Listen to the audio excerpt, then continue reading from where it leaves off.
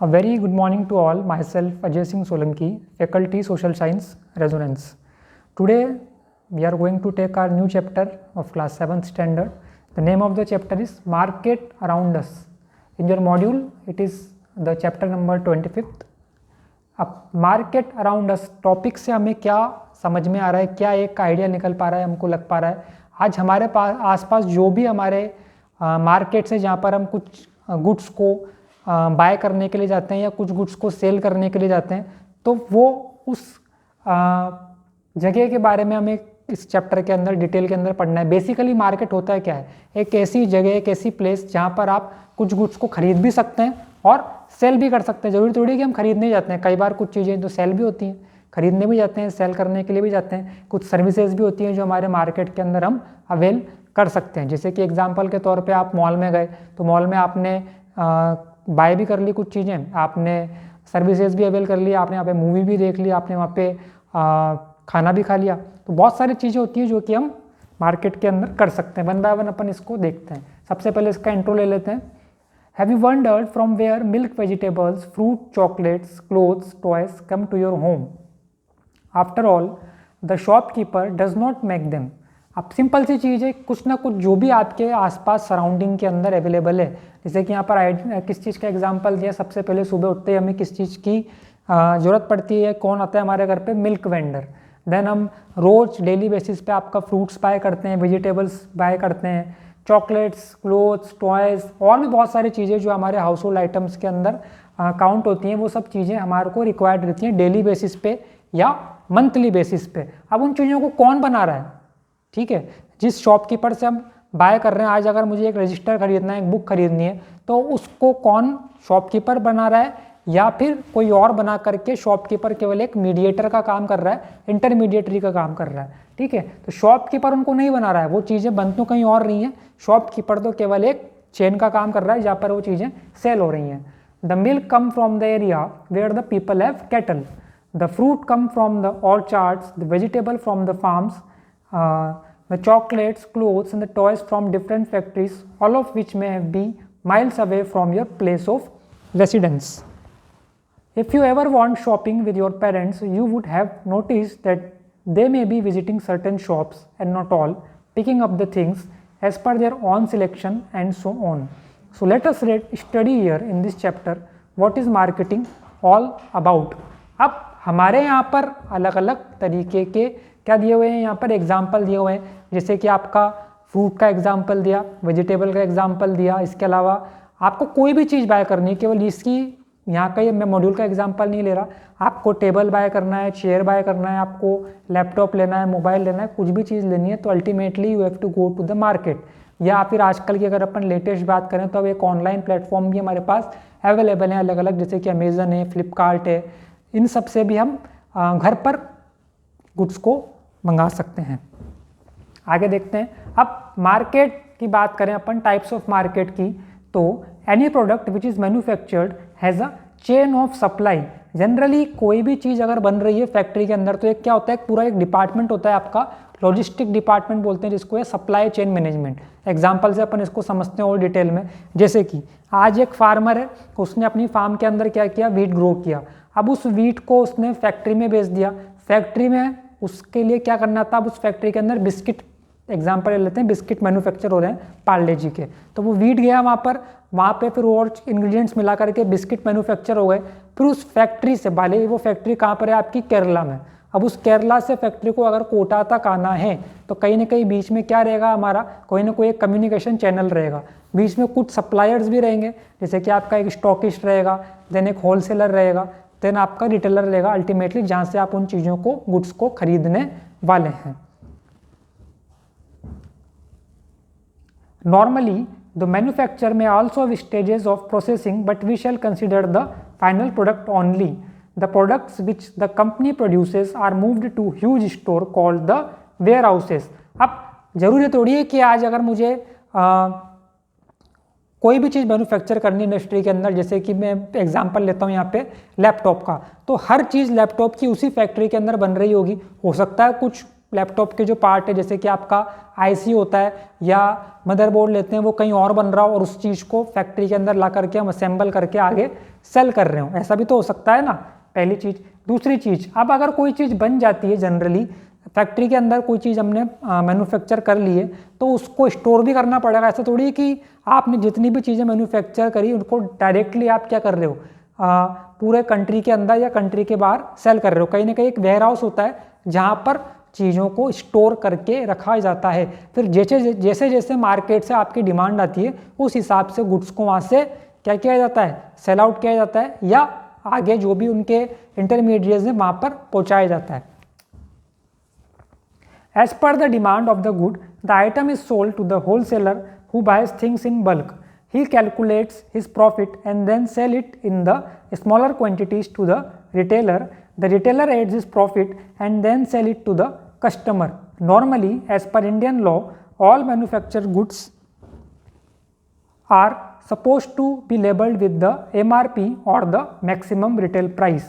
This means the price of the item includes all cost of transportation, losses due to damage, insurance, transit, and all the profit of the manufacturer, wholesaler, and the retailer.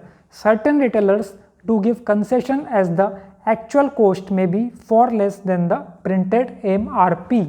अब यहाँ पर हमको क्या समझ में आ रहा है, आज अगर अपन इंडिया की बात करें तो हमारे यहाँ पर एक स्पेसिफिक क्या होते हैं, MRP लिखा रहता है किसी भी पैकेट पे। आप मार्केट में कहीं चिप्स का पैकेट खरीदना है तो वहाँ पर मैक्सिमम प्राइस लिख रही है 10 रुपये 20 रुपये, उससे ज़्यादा आपको नहीं देना है। तो उसी के अंदर जितने भी मार्जिन्स थे वो इंक्लूड होते हुए आ रहे हैं। हमें तो एक अल्टीमेटली जो आपका एक प्रोडक्ट के ऊपर प्राइस लिख रहा है MRP, उतना ही क्या करना है, पे करना है, उससे ज़्यादा हमें पे नहीं करना है। ठीक, अब इसी MRP के अंदर बहुत सारे हिडन प्रॉफिट्स छुपे हुए हैं। जैसे कि एक प्रोडक्ट निकला फैक्ट्री से, बीच में अलग अलग जगहों पर उसने ट्रैवल किया, स्टॉकिस्ट के पास, होलसेलर के पास, रिटेलर के पास अल्टीमेटली आया, तो इन सब के प्रॉफिट कहीं ना कहीं उसमें जुड़े हुए हैं। फाइनल जो हमारा एक प्राइस है हमें तो वो ही पे करना है जो कि उसके ऊपर, प्रोडक्ट के ऊपर प्रिंटेड रहता है। नेक्स्ट,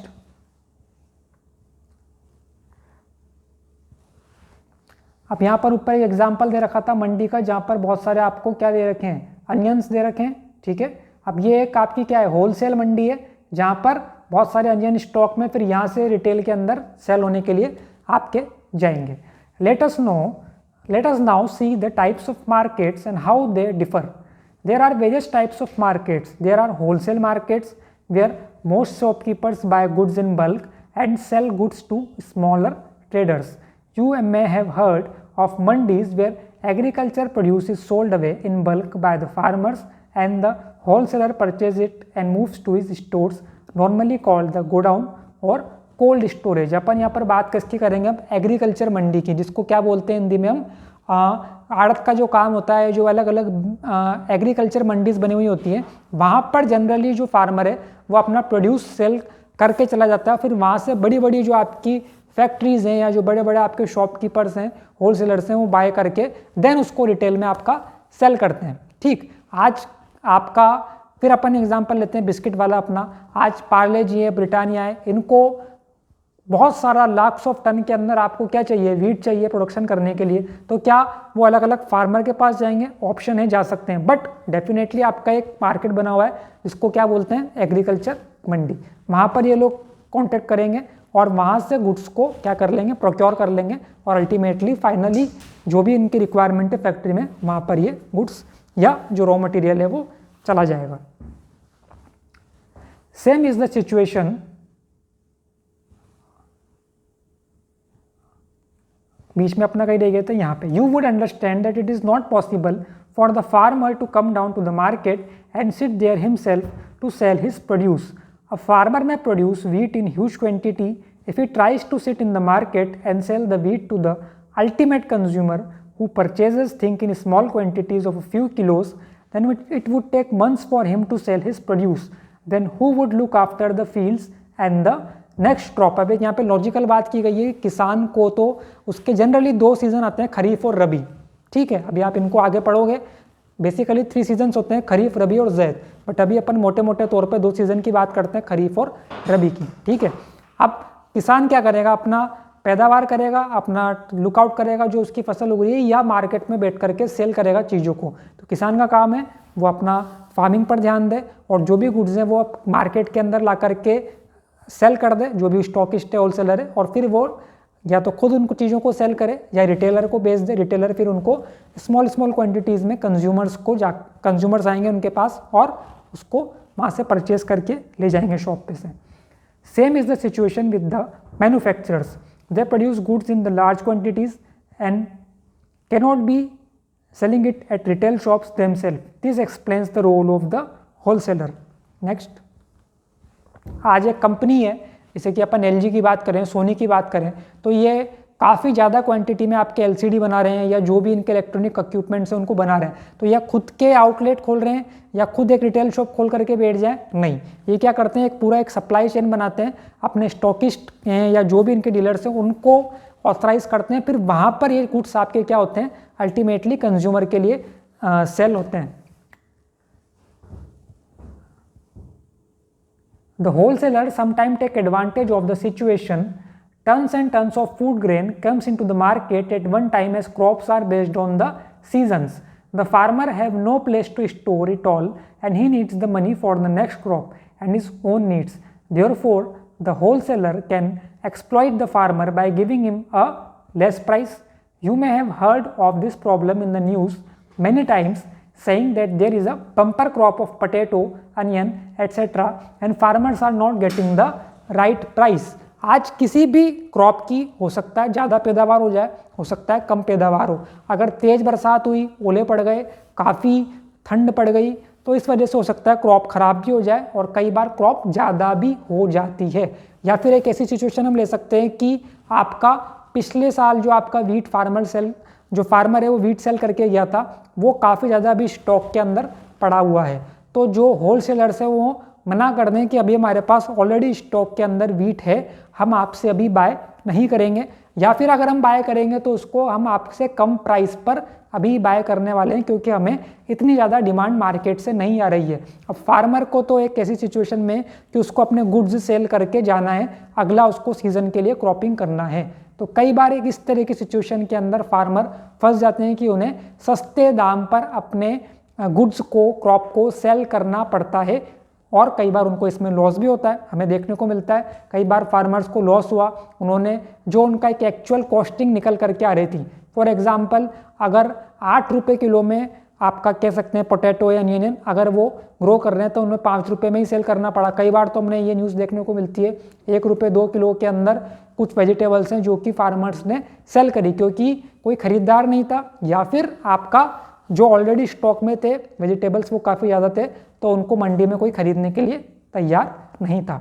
अब एक वेजिटेबल का भी टाइम पीरियड होता है, तो जैसे एग्जांपल के तौर पे अपन लेते हैं टोमेटोज़ का एक लिमिटेड टाइम पीरियड है। अगर आपने उसको उसी टाइम पीरियड के अंदर इस्तेमाल नहीं किया तो आपके जो टमाटर हैं वो क्या होंगे, सड़ जाएंगे। तो ऐसा तो नहीं कि अपन साल भर तक टमाटर को स्टोर करके रख सकते हैं, एक पर्टिकुलर टाइम पीरियड में ही उसको फार्मर को उसको मार्केट के अंदर जा करके सेल करना पड़ेगा, otherwise they will be of no use.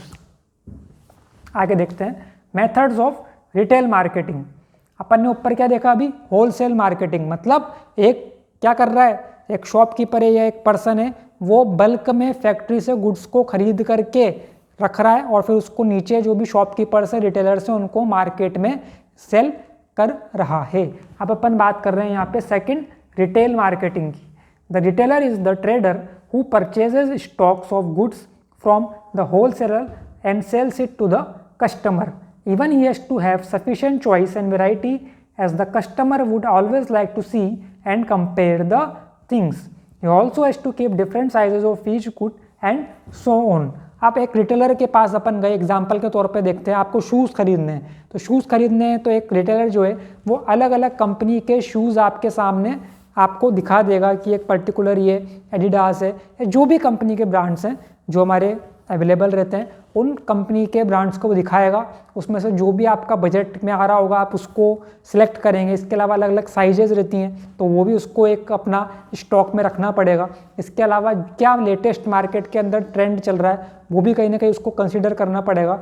तो ऐसा नहीं है कि रिटेलर का काम बहुत आसान है, उसको भी एक कह सकते हैं different varieties of goods different sizes of good एक रखना पड़ता है मार्केट के हिसाब से अपनी शॉप के अंदर, तभी एक जो कंज्यूमर है वो क्या करेगा, आएगा और उसकी शॉप से उसको गुड्स को परचेज करके जाएगा। All such purchase require money and his money remains blocked for some time till he is able to sell away the goods.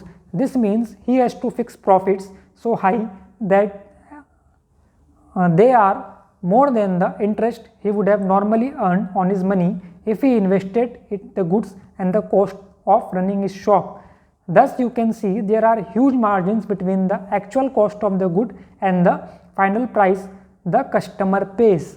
आज किसी भी गुड की अगर अपन बात करते हैं, शूज़ का ही मैंने एग्जांपल लिया, शूज़ की जो एक्चुअल कॉस्ट ऑफ मैन्युफैक्चरिंग है, जो उसको फैक्ट्री से जब वो शूज़ निकल रहा है और अल्टीमेटली जब वो मार्केट में एक कस्टमर के पास पहुंच रहा है, उसके बीच में काफ़ी सारा एक मार्जिन रहता है जिसके अंदर प्रॉफिट रहता है किसका, होलसेलर का, स्टॉकिस्ट का, रिटेलर का। अब अगर हम ऐसा नहीं करेंगे, अगर मार्जिन ज़्यादा नहीं रखेंगे तो अल्टीमेटली कहीं ना कहीं एक शॉपकीपर है उसने भी क्या कर रखा है, अपना काफ़ी सारा पैसा इन्वेस्ट कर रखा है और अगर उसको वो पैसा सही टाइम पे रिटर्न नहीं हो पा रहा है तो कहीं ना कहीं उसको क्या हो जाएगा, लॉस बियर करना पड़ेगा।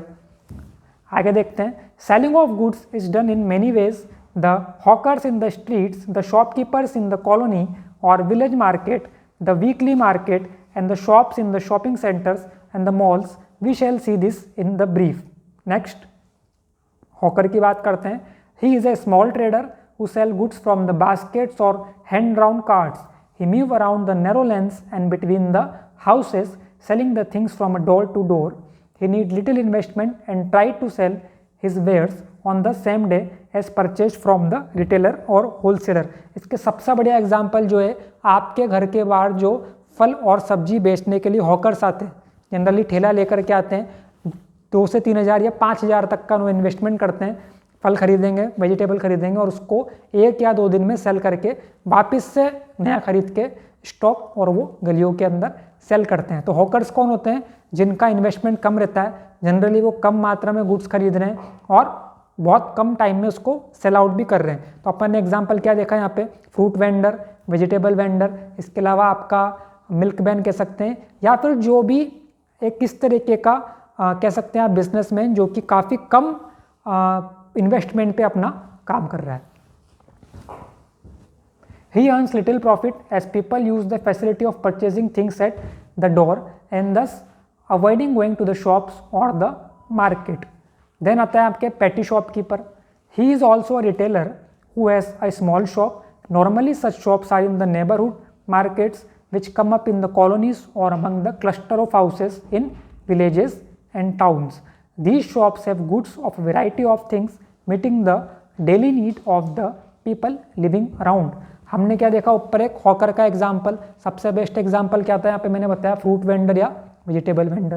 देन आगे पेटी शॉपकीपर। आज हमारी गली में ही किसी ने पर्सन ने शॉप खोल रखी है, या हमारे घर के पास में जो एक मार्केट है वहाँ पर किसी ने शॉप खोल रखी है जहाँ पर एक जनरल क्या हो रहे हैं, गुड्स सेल किए जा रहे हैं। जैसे कि आपका एक कह सकते हैं कन्फेक्शनरी की शॉप हो गई, या एक जो बेसिक आपके जो भी डे टू डे एक्टिविटीज़ के अंदर रिक्वायरमेंट रहती हैं गुड्स का, उसकी आपने शॉप खोल ली। तो इस तरह की शॉप्स हमें कई बार कॉलोनीज़ के अंदर देखने को मिल जाती है जहाँ पर different varieties of goods are available for cell.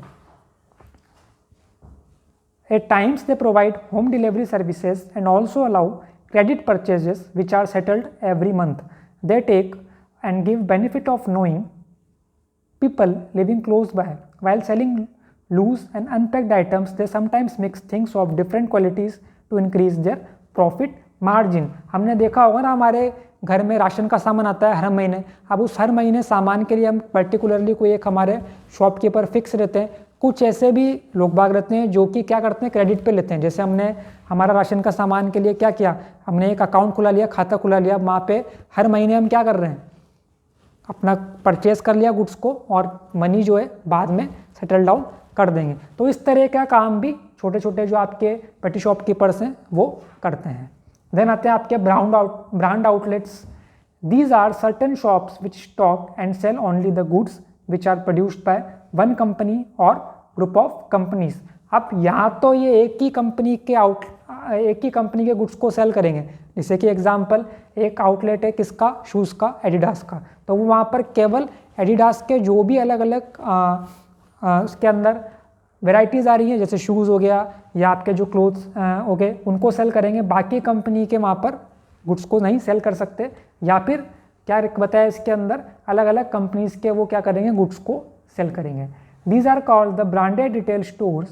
Normally the shops are owned by the company itself or the company has a contract with the trader to use his shop for the goods only of their company and run it as per the guidelines and policies. They do not have to pay for stocking the goods and earn by taking the share of the profit out of the sale or on a fixed rent basis. हमने देखा होगा mall के अंदर काफ़ी सारी ऐसी shops हैं जहाँ पर पर्टिकुलर एक ही ब्रांड का आउटलेट है और वहाँ पर उसी ब्रांड के अलग अलग जो वैरायटी ऑफ गुड्स हैं वो क्या हो रहे हैं, सेल हो रहे हैं। ठीक है, तो इस तरह के भी हमको देखने को मिलते हैं। कुछ बिजनेसमैन इस तरह का काम भी करते हैं। अब यहाँ पर उन्हें स्टॉक के लिए जनरली पैसा नहीं देना है, या तो उनको जो भी एक प्रॉफिट मार्जिन है वो मिल जाएगा, या फिर रेंटल बेस पर उनको उनकी इनकम वो जनरेट कर लेंगे। नेक्स्ट देखते हैं अपना, देन आता है आपका the shopping complexes and the malls. In bigger cities there is a new concept of having a large group of buildings or one building with many floors and each floor having many shops. Mostly these buildings are fully air conditioned and the shops may be selling imported or locally produced goods for popular brands and high value. Normally these goods are costly and these markets are used by the people who are in a position to spend more money. Shopping complexes या malls आपने सबने ही मैं मानता हूँ देख रखे होंगे। Generally बिगर cities के अंदर तो बहुत सारे मॉल्स हमें देखने को मिल जाते हैं। अब हमें वहाँ पे क्या देखने को मिलता है, अलग अलग फ्लोर्स पे बहुत सारी शॉप्स हैं जहाँ पर आपका ब्रांडेड भी आपको गुड्स मिल रहे हैं, कुछ लोकल गुड्स भी मिल रहे हैं, कुछ आपके हैंडीक्राफ्ट के आइटम्स भी आपको वहाँ पर देखने को मिल जाएंगे जो कि अवेलेबल हैं सेल के लिए। तो एक शॉपिंग कॉम्प्लेक्स का मतलब क्या हुआ, एक ऐसी बिल्डिंग जहाँ पर बहुत सारी शॉप्स हैं और उसके अंदर बहुत सारी वैरायटी ऑफ गुड्स आपको एक ही जगह पर अवेलेबल है जहाँ पर आप जा कर के अपनी शॉपिंग कर सकते हैं। नेक्स्ट है आपका लास्ट टॉपिक है आज का, weekly market. These are shifting markets which are held on a particular day at a particular place. They are known at different places which different names like haat in villages. हाट बाजार क्या होता है, एक particular time पर particular day पर आपका हाट बाजार लगता है, सप्ताह में 1 या 2 दिन, और आप क्या करते हैं वहाँ पर जाकर के अपने डे टू डे नीड का जो भी गुड्स हैं, जैसे कि फ्रूट्स हैं, वेजिटेबल्स हैं या कुछ और आपका ग्रोसरी का सामान है, वो जाकर के वहाँ से आप जनरली परचेस कर लेते हैं। In cities they get the name according to the day they are set up. For example Shukra Bazaar for a Friday market and so on. Small traders who do not have permanent shop or do not have to pay rent and taxes move their goods for sale in the rickshaw and tempos and set up a row of shops at a selected locations normally on pavement। जो आपका सड़क के किनारे payments बने हुए होते हैं ना, उसके ऊपर ये लोग अपना गुड्स रख करके और सेल करते हैं। जनरली एक दिन तय कर लेते हैं, 1 या 2 दिन। These markets normally have cheaper stuff mainly of day to day needs. People from adjoining areas visit the market and buy things of their need and choice. There are different types of shops in a weekly market ranging from grocers to the shops of home furnishing. Besides this, shops hawkers join in with the eatables and it gives a fair-like scene. The shopkeepers in these shops normally do not employ labor and use help of family members, thus saving on the cost. They do not sell branded things and bargaining is common. तो यहाँ पर एक example दे रखा है weekly market का। इस तरीके से आपका किसी भी जो आपका एक रोड है उसके साइड में जो पेमेंट है या कोई एक ओपन स्पेस है, वहाँ पर ये लोग अपनी दुकान लगा लेते हैं। टेम्पररी बेसमेंट कह सकते हैं आप, सेटलमेंट कह सकते हैं, जहाँ पर अपने गुड्स को सेल किया जाता है। ठीक, पहली बात। दूसरी बात, ये जनरली एम्प्लॉयज़ नहीं रखते हैं, लेबर नहीं रहती है, फैमिली ही इसको रन करती है और जो भी प्रॉफिट होता है वो उसको क्या करते हैं, अपने फैमिली के अंदर डिस्ट्रीब्यूट कर लेते हैं। तो ये था हमारा आज का टॉपिक। इसके आगे के टॉपिक अपन नेक्स्ट क्लास के अंदर डिस्कस करेंगे। Thank you.